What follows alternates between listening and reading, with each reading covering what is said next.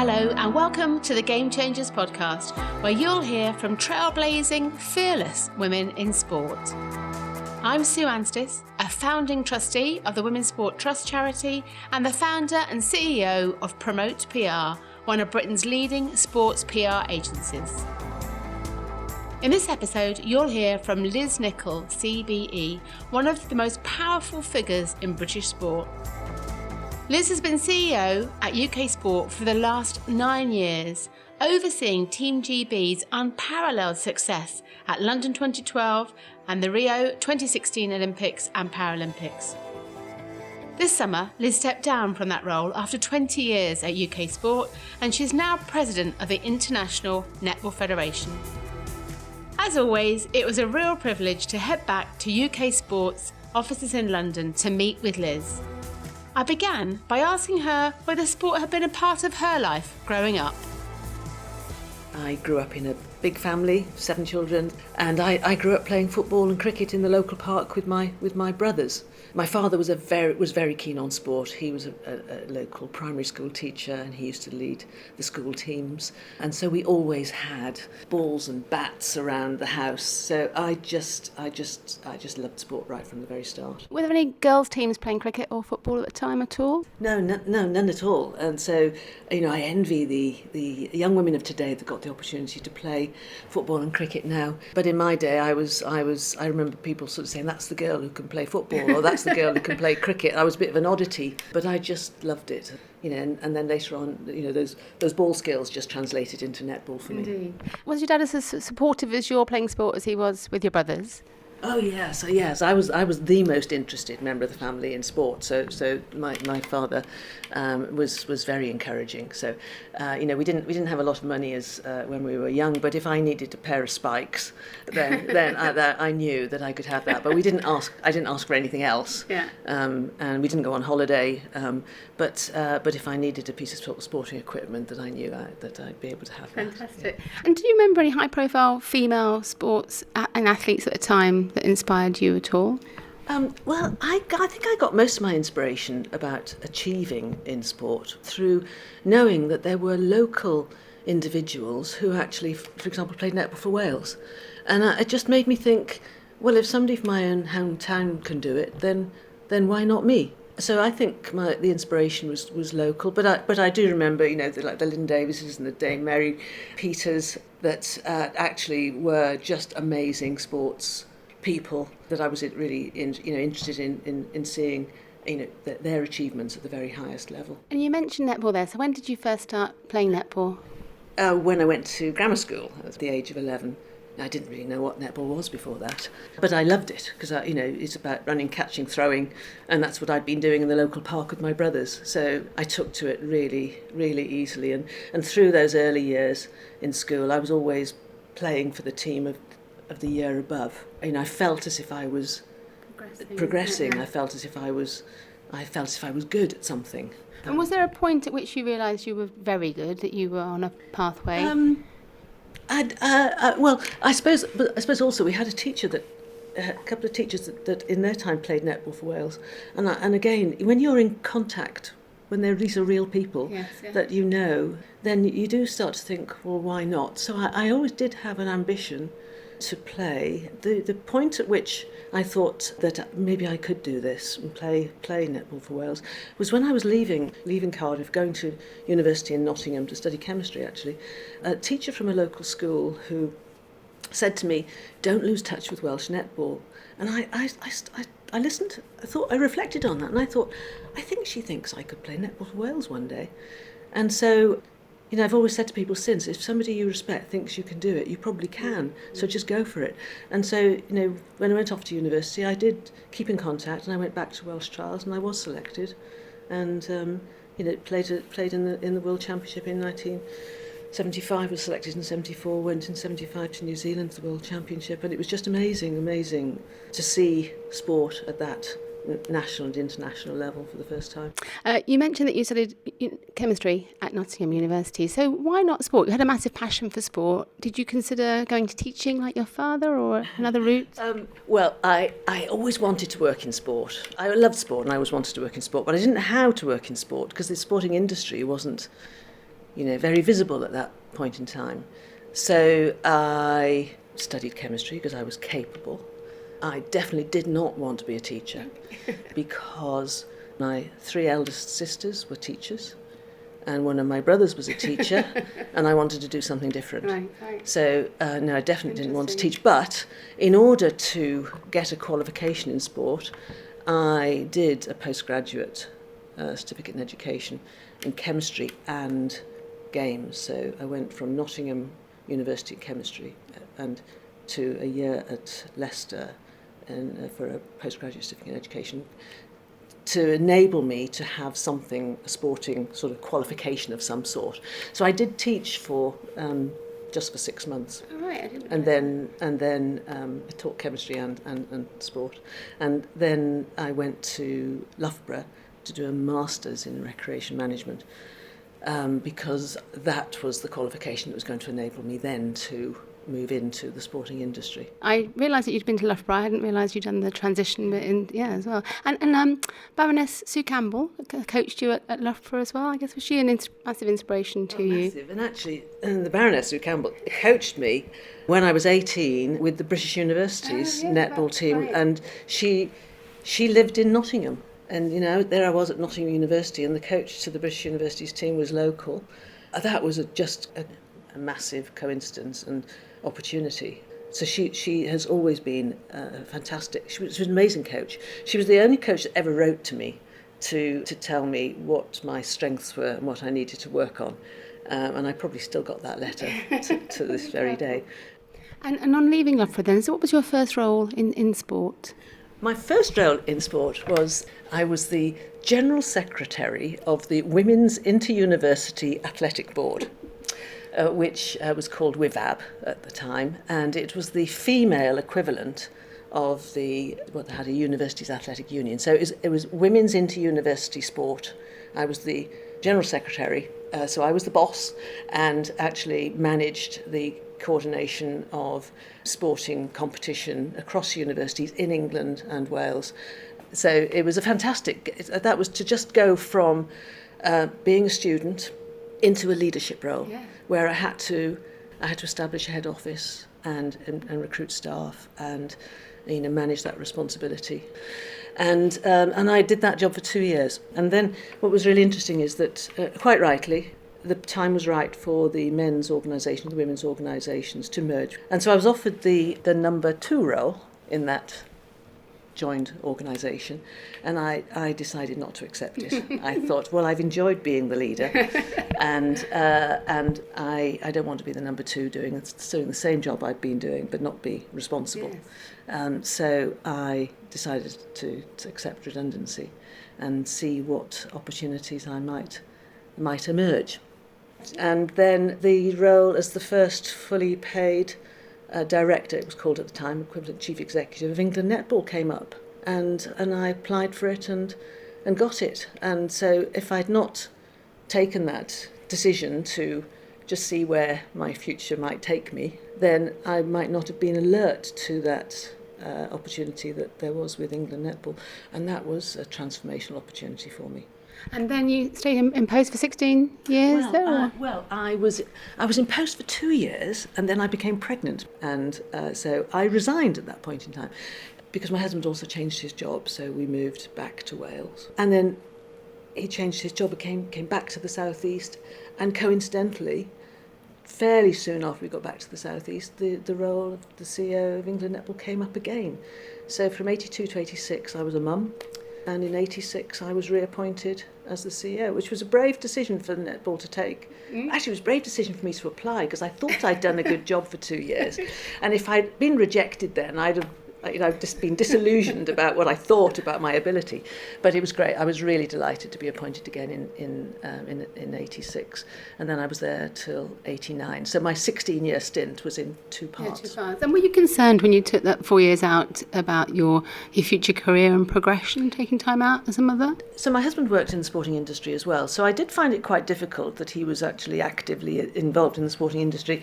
And there I was, being a mum. But I took on voluntary work in that time. So I was I was very involved with Welsh netball again.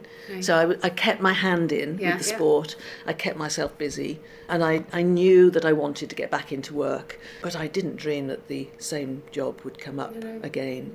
And it was the one job that I would I wouldn't hesitate to take. I didn't hesitate to take on because I loved it so much. And had the organisation changed in the time from when you'd been in the first post and you came back sort of 6 years later? Not really, not hugely, but I wouldn't have felt the change anyway because I was still involved with netball. Yes. The changes, I think, happened, I was obviously very involved in them from that point onwards. And what were the biggest changes and challenges as a CEO of NGB? Well, typical of the challenges of governing bodies today. So, first of all, I do remember the work that we did to develop a very clear strategy to increasing participation, improving performance and providing quality support. That was the core focus of the organisation. We were making some really good progress as a sport. It became a Commonwealth sport for the first time in '98. That was a big moment. We had the World Netball Championship, and I was Championship Director in '95. So that was another big moment. So on my journey, I think there were these critical points that actually kept me really motivated because the sport was progressing strategically, in governance terms, with the World Netball Championship, real opportunity, Commonwealth Games, real opportunity, and then National Lottery funding coming on board around that time of the '98 Commonwealth Games. So there were those big things that kept me there to the point when in '99 I was ready to think about my next move. So on to UK Sport, and what was your initial role at UK Sport? I was appointed as the Director of Performance at UK Sport in 1999. I didn't really know what the job would entail when I took it up. And was that a new role then? It was a new role, yes. I found it quite an easy transition because I'd been the chief executive of a governing body that had received lottery funding just in those couple of years beforehand. I was credible in terms of the way I could relate to governing bodies that I was now working with, albeit they were Olympic and Paralympic sports. But I felt comfortable there because in the preceding years I'd also taken on other responsibilities, multi-sport responsibilities with the Commonwealth Games Council for England and the Central Council of Physical Recreation at the time it was called, now the SRA. So I had multi-sport experience, I had lottery experience, I had CEO experience, and so I could relate to the CEOs and the performance directors that I was then engaging with as we were starting to grow this system to develop more opportunities for more athletes to achieve at the very highest level in the Olympic and Paralympic Games. And did you always think that you may one day become CEO when you came in as director? Yes, but because not a lot of people know this, but at the time that I applied for the Director of Performance role, I was encouraged by the agency that was recruiting to also put my name forward for the CEO role at the time. So actually I had my hat in the ring for the CEO role and the Director of Performance. I didn't get the CEO role at that point in time, but having been encouraged to think about it could have been possible, then I always had at the back of my mind I would love to be the CEO of UK Sport.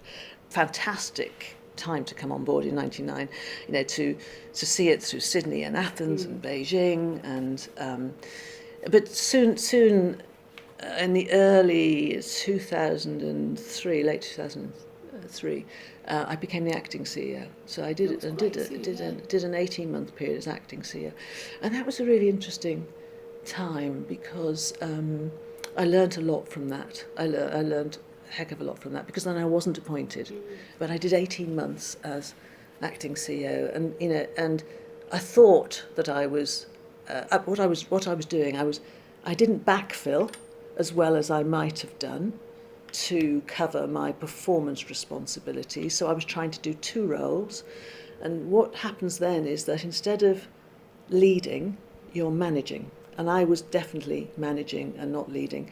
And so when John Steele was appointed in 2005, I could see the difference between a leader and a manager, and John came in and was a great leader of this organisation. You went back to... I went back to my director of performance role, and the Baroness Sue Campbell had to break this news. She was chair at the time, and I was really disappointed in myself. But on reflection, it didn't take me long to reflect and think, but I've got a fantastic role, director of performance at UK Sport. It's not a hardship to go back, to concentrate more, because I'd still been doing much of that work, to concentrate more on this huge opportunity. And of course, there was the London bid was in process at that point in time, and then of course in 2005 the bid was won on the 6th of July 2005, and it was a transformational moment for British sport. And there I was, a director of performance at UK Sport. And when did you become CEO? I became the CEO in 2010. So John was CEO from 2005 to 2010. And so I reapplied at that point in time. Which is a brave thing to do in a way, or did you feel much more? Well, my only hesitation was, many of the panel members that were going to appoint in 2010 some of them were the same as that had rejected me in 2005. And actually, I was quite late with my application. And the reason I applied is that I'd always wanted to do it. And I thought, if somebody better than me gets it, I'm absolutely fine with that. But if somebody that I don't respect gets it, then I wouldn't be happy. So I must put myself forward. And there's a funny scenario in which, Tim Hollingsworth, who's now the CEO of Sport England, went on to become the CEO of British Paralympic Association. He was a close colleague here at the time. And he won't mind me saying that I had encouraged him to apply for the job of the CEO. I said, I'm not going for it, Tim. I'll support you. I'll support you, Tim. And I think you should put your hat in the ring. It'd be great to have a great internal candidate. And then I had to break the news to him very late in the day. I'm sorry, Tim. I'm actually decided to put my hat in the ring. We've had good laughs about that since. But I was absolutely delighted, especially, the timing of it in 2010 to be the CEO of this organisation through 2012 was just extraordinary privilege. And what kind of leader are you, would you say? Well, I've grown as a leader.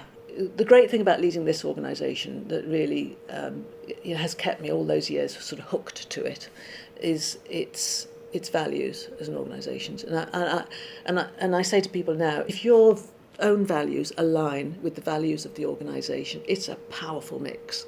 So our values at UK Sport are commitment to excellence, working together, and openness and integrity. I very quickly sort of thought, well, how do I relate to that? And commitment to excellence, I say my father was a teacher, my mother was a midwife. I always felt as if I had to make them proud. And I had 5 older brothers and sisters. I wanted to be better than them, so I was very competitive. So I was always committed to being the best I could be at whatever I was doing.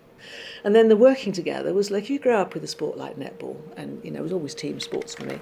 You're naturally a team player, and so you can't achieve anything on your own. And then the openness and integrity probably goes back to being brought up in a Catholic family where, as a youngster, I'd go to confession and kind of confess. I always, so the telling the truth was always an absolute part of me.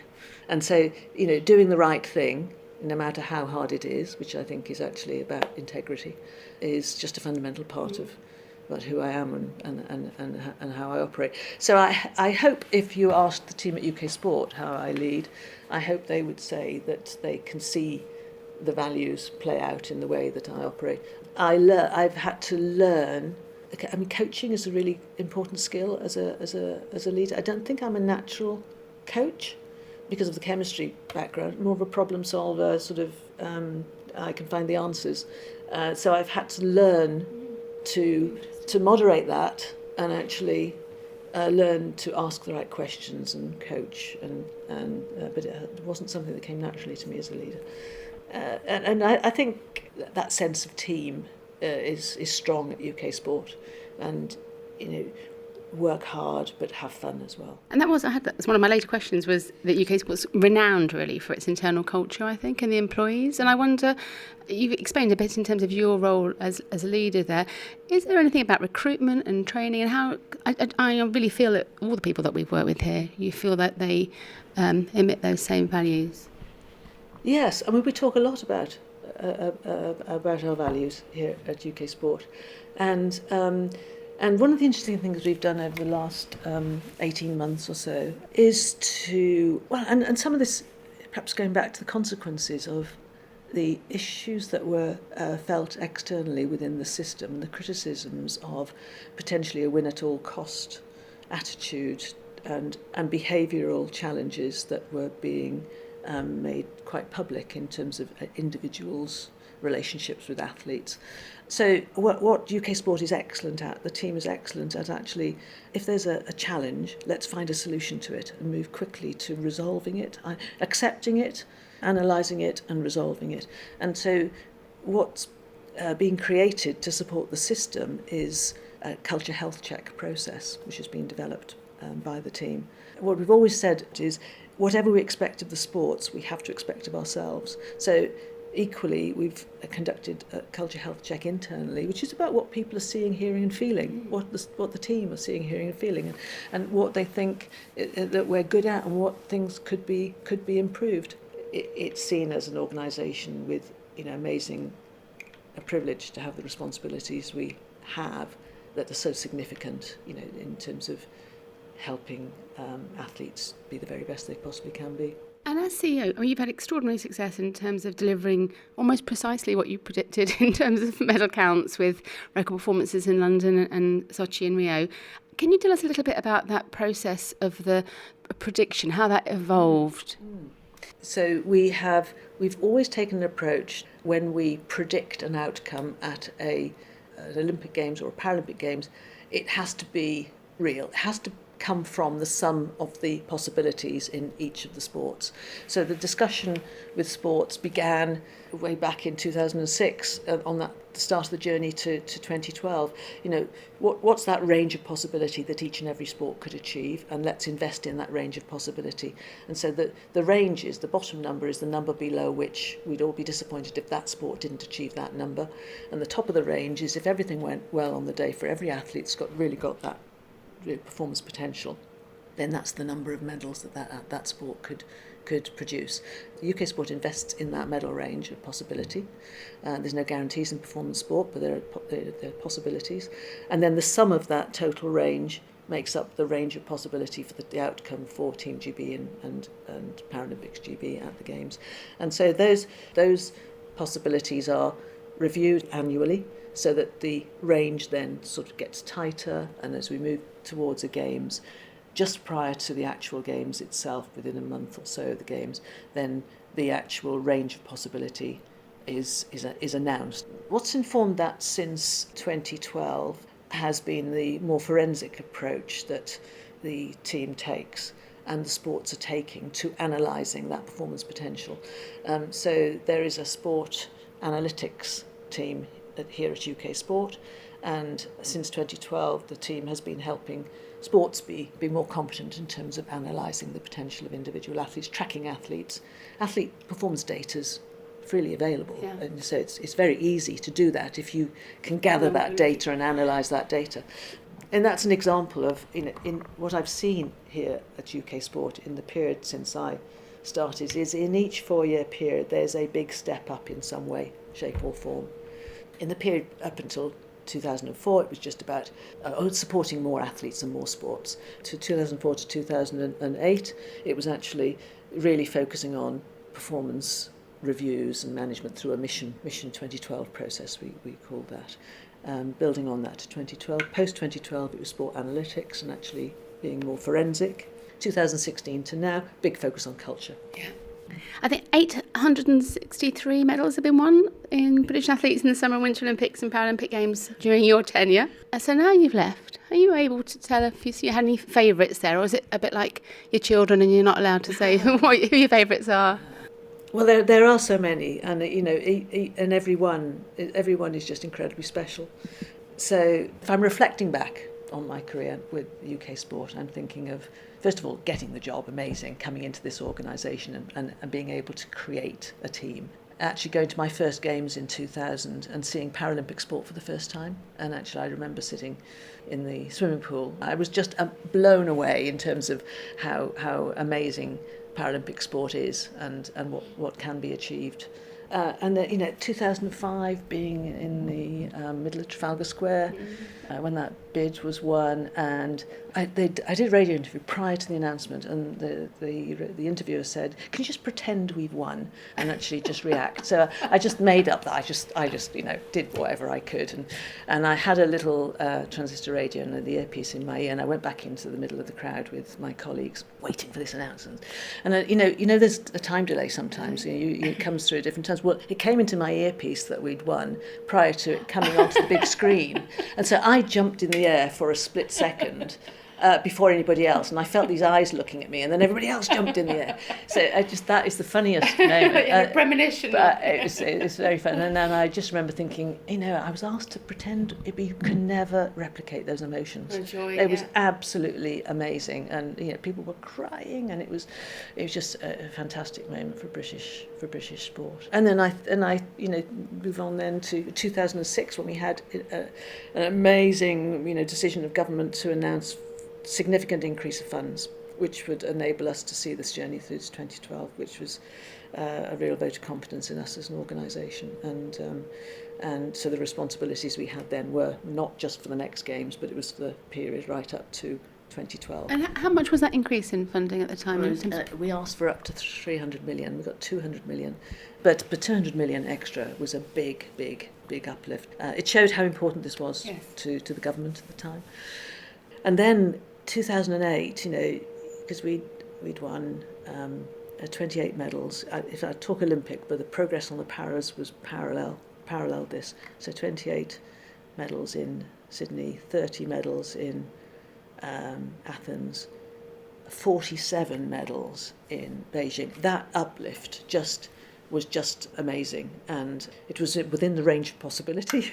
We knew that, but to have achieved that in Beijing just showed that by working together, by really focusing our support, and with the athletes now having had a long period of actually being supported to be able to train full time, then we knew the system was working. Okay. And then, of course, the journey to 2012, when I was the CEO during the 2012 Games, was an amazing 65 and 120, 65 Olympic medals, 120 Paralympic medals, and every one of those was very special.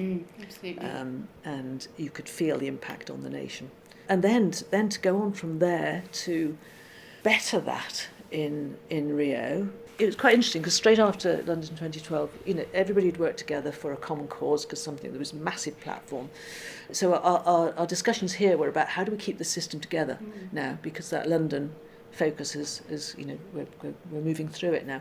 And so it was a brave decision to announce very quickly that we would aim to do what no host nation had done before and win more medals at the next Games. But the aim was to actually just keep everybody together, keep everybody on it. Let's not lose this collective working and sharing across sports that we had facilitated with sports helping each other, because the collective result was almost more important than the results of the individual sports. And so we did keep that together then to 2016. And that was very special to be in Rio in 2016. Oh, fantastic. It's like a beautiful summary of the exciting moments of your time here. You alluded a little bit, there's been some criticism of UK sports' sort of all or nothing funding system in the past, and whether that emphasis on winning for some sports meant they neglected their duty of care. Do you think UK sport now has the right balance between delivering those medals and athlete welfare? In performance sport, athletes learn from their victories and they learn from their defeats. So there's always something to learn from issues when they arise and from negative experience. So I would say it was difficult at the time when issues that were evident in the sport, and it started really with British cycling, and it was very difficult, it was very public, and it was predominantly about the behaviour of an individual, but it was reflecting badly on the whole system.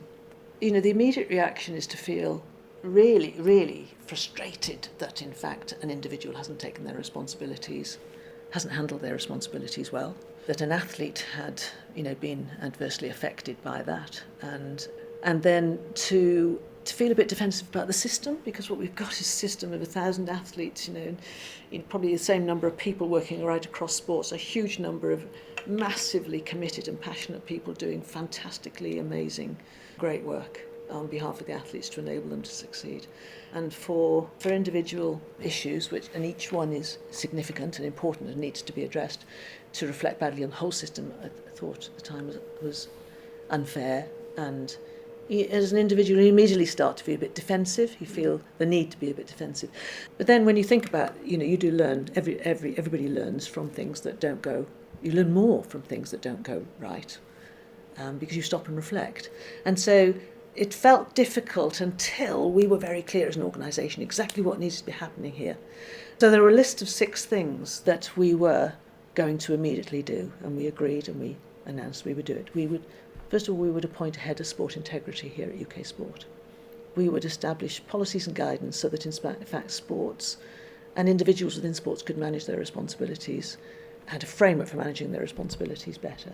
We would invest more in the British Athletes Commission to strengthen up that organisation so that if athletes did have issues, they had somewhere to go to be able to voice those, and before they escalate, be it to even more difficult circumstances. We would invest more in people development. We've done a lot of leadership development here at UK Sport. Have we focused enough on the cultural aspects of that?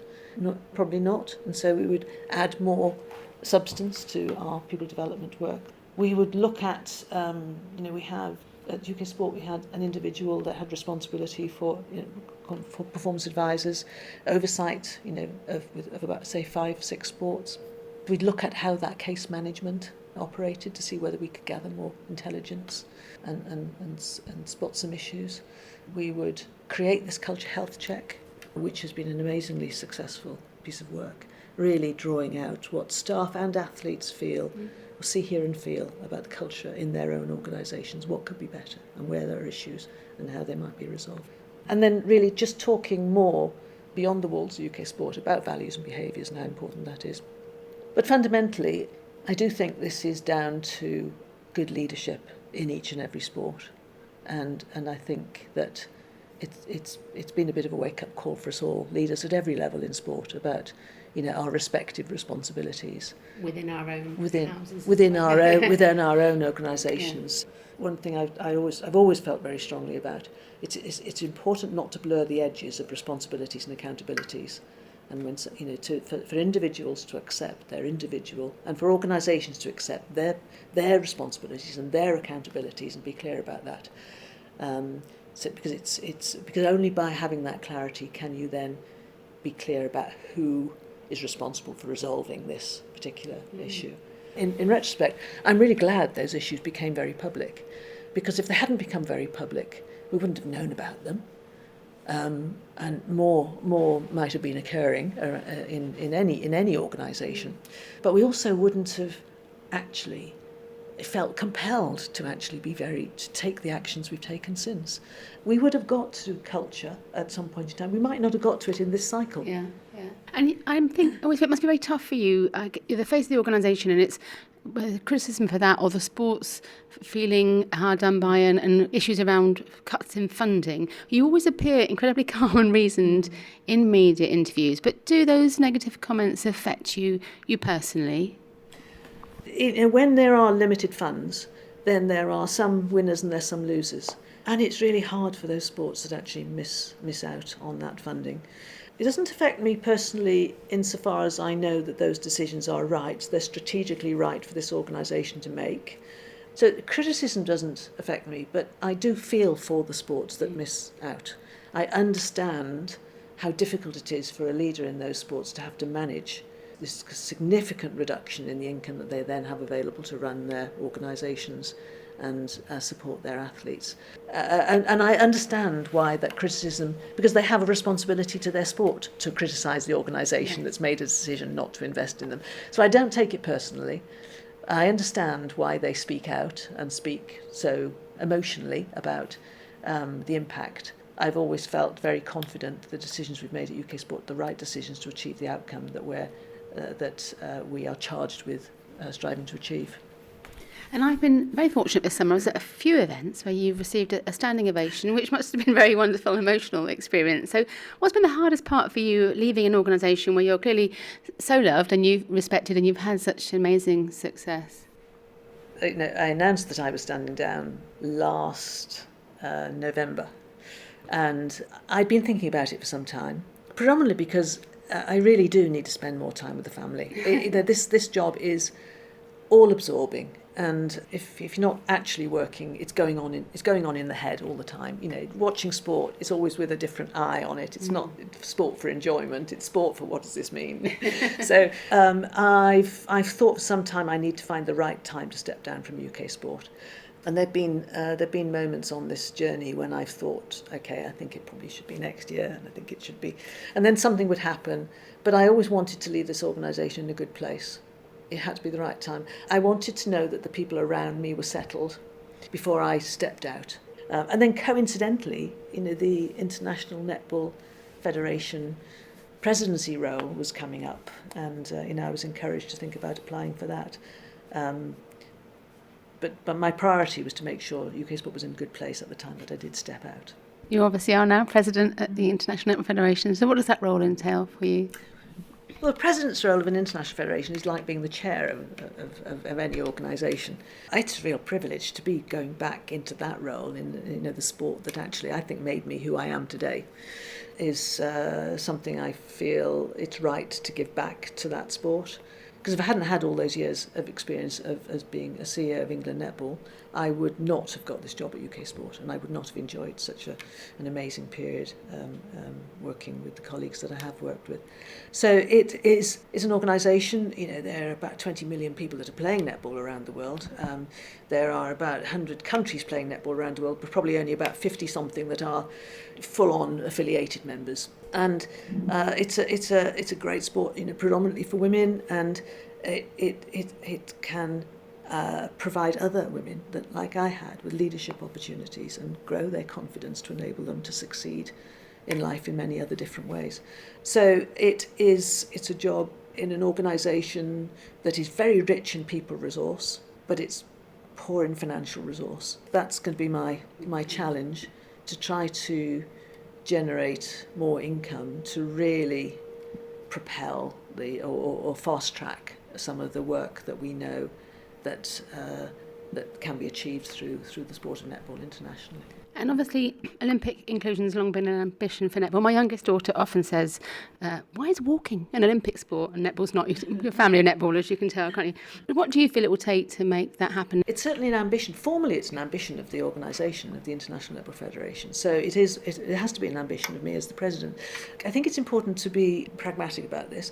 There's a range of criteria that the IOC uses to make its decisions about what sports are included and what sports aren't. And a lot of that is about eyeballs on the sport, and its potential to attract spectators or engage people in the sport. So my advice to the netball family is, let's concentrate on those factors that are important to the IOC but good for netball anyway, because there's no guarantees here. There's more movement towards individual sports where many more countries than the countries that compete in netball are able to compete, and more urban sports. So it's important to keep an eye on the criteria that the IOC is using, look at those elements, think what's great for netball anyway, let's see if we can not be distracted by it, yes, but really develop the sport for the sport's sake, and we'll be in a good place. And if it happens, it happens. And being primarily a sport for women is one of the things that obviously makes netball completely unique. And you've talked about those leadership opportunities for women too. Would opening it out to include more men in the game risk the very DNA of the sport, would you say? Well, it's interesting. I don't think it's a risk. There are men involved in sport now. There are men playing the sport. There are men that are umpires. There are men that are, chairs, administrators. Yes. I think it's an inevitability.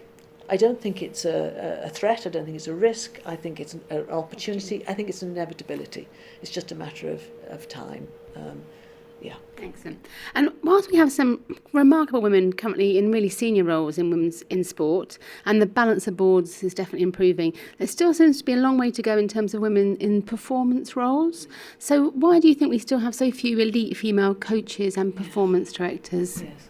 That would be one of my disappointments. I haven't been able to crack that one. But we do know more about why, because over recent, each autumn there's a world-class performance conference where over 400 people from the sporting industry, the performance sporting industry, get together for a conference that that UK Sport organises and delivers. And over a couple of those conferences I actually invited the women attendees to actually gather together and just have a conversation about how they feel about the opportunities that they have, what might be the blockers to that. So there are a number of things that I heard from those women that actually can help inform an approach to potentially unlocking that. One is they wanted to see more role models of women that have succeeded in achieving significant roles in performance sport. Secondly, they wanted more networking opportunities to be coordinated to enable them to have those discussions and share their experiences with other women in similar circumstances. Thirdly, there was a view that, in fact, some of the appointment panels, selection panels, were male-dominated, and actually, So could that be addressed? And so that there's a people development team at UK Sport that is now looking at that and looking at the whole recruitment process. That feels quite fundamental. Fundamental, yeah, it is. And also fundamental that there are some levers that can be used by UK Sport to, for example, insist that a senior management team has got to have a female member on the senior management team in some way, shape, or form. And then the last one was about the culture of the organisations, and what I was hearing from the women is they wanted more of a developmental culture embedded into their environments, as opposed to a managing and doing culture. Because what we see in performance sport, there's a hell of a lot to do, committed people out there doing it, but they wanted more of a developmental culture to be embedded. And I think that's what the culture health checks are picking up in terms of what you're seeing, hearing, feeling, what you need, what you want more of, and what are the opportunities to grow while in role and develop to be able to progress. The lifestyle bit was more about the flexibility. So why not have job share roles, or creche provision, which many employers are thinking about. Some provide now. So we've gathered that information. We know why. Yeah. Now it's a matter of what can we at UK Sport do to support addressing some of those things, and what must the sports themselves actually really take responsibility for. And is there an ambition, a number of targets, or a time that you're looking to well, not at this point in time, but I think that's where this will head. Yeah. What's interesting is that for the first time over recent months, what the people development team has done here is mapped out a complete picture of all the people that are in these roles in the various organisations. So now, for the first time, we've been able to very easily see, the makeup of the senior management teams, in performance senior management teams in each of the sports. So you can see where, for example, where there are women and where there aren't women. But we've never actually looked at it, never had that picture before. But we have also a head of talent role in that people development team who is looking at where's the talent in the system, where are the opportunities, how do we actually move talent around the system. So there's a lot more work now strategically being managed by the people development team here to oversee the staffing structure picture. Fascinating. That is, isn't it, the next level of making the system. Yeah, and you need that data, you need those facts and stats before you can actually say, so what are the solutions, what are the actions we can take to actually make the positive change here. I'd be really interested to see what that looks like in 4 years' time, in 8 years' time. Absolutely. And finally, I was going to ask you around your experience and whether being a woman in your role in the sector has had a negative impact. I mean, it doesn't feel that you have been disadvantaged by being a woman through your career. No, I haven't been disadvantaged by being a woman, but I explained my background of working with the Women's Inter-University Athletic Board and then Netball, a women's organisation. So when I put my hat in the ring to actually join UK Sport, I personally had a doubt about whether I could work with organisations that were more male-dominated. So it was. I don't think there was an obstacle actually in the recruitment, on the recruitment side. It was a personal sort of just a lingering doubt. Can I make this step into this world? Because I've been working so long in women's sport. And as soon as I'd stepped over that threshold and into the role, I thought, well, why on earth did I even think that it was a problem? Because it wasn't, and it never has been. So I've never encountered any problems at all. I felt I'm very comfortable in the roles that I've had here, and very accepted, and thankfully sort of quite respected. And finally, just some advice for younger women entering the sector now, perhaps coming in where you were at 24, 25, those early stages. Is there any gems of advice you'd offer to those on their career pathway? Well, one thing I would say, don't hold yourself back. Nobody is the finished article for any job they apply for, so go for it, absolutely go for it. Don't make the decision of the selection panel for them, let them make that decision. So that's the first thing, is just go for it. Believe in yourself, go for it. I think generally the biggest challenge with women is actually feeling you've got to be the finished article for a job you apply for, and you never are, you never ever are.